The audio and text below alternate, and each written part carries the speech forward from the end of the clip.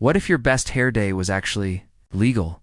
Or imagine getting fined, or worse, because your hairstyle broke the law. It sounds completely bonkers, but for most of human history, societies have been obsessed with what's on top of our heads. Hair has been used as a status symbol, a sign of piety, and a way to keep people in their place. The rules were strange, complex, and deeply unfair. So today, we're untangling some of the most bizarre hair-covering laws in history. Let's rewind the clock to ancient Assyria, around the 13th century BC. Here, a veil wasn't just an accessory. It was like a velvet rope at an exclusive club.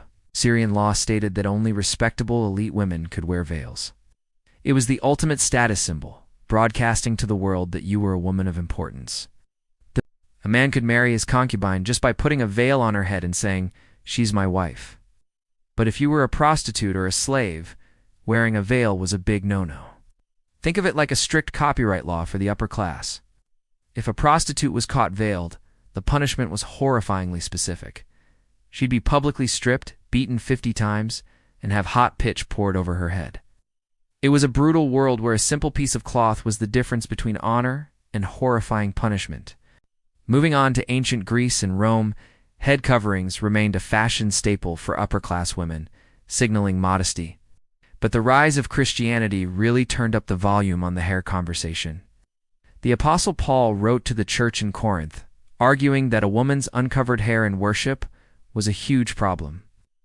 Think of it like showing up to a silent meditation retreat with a boombox on your shoulder. It was seen as distracting and disruptive to the social order. Paul writes that if a woman prays with her head uncovered, she might as well just shave it all off. In that culture, a shaved head was a big no-no, so women had to keep their hair covered. Loose hair could suggest they were available or defying their husbands, which was a huge scandal. In many traditional Jewish communities, married women cover their hair at practice called kisui rash. Its origins are rooted in a worst-case scenario described in the biblical book of Numbers. The passage details a shaming ritual for a woman suspected of adultery where her hair is uncovered. From this, rabbis reasoned that if uncovered hair is part of a punishment, then covered hair should be the standard of dignity for a married woman. It's like how car safety features come from studying crashes. Bad examples lead to good rules. Tonight, a modesty covering shows marital status. Styles include scarves, wigs, hats, and snoods. For many, it's a deep symbol of identity and tradition.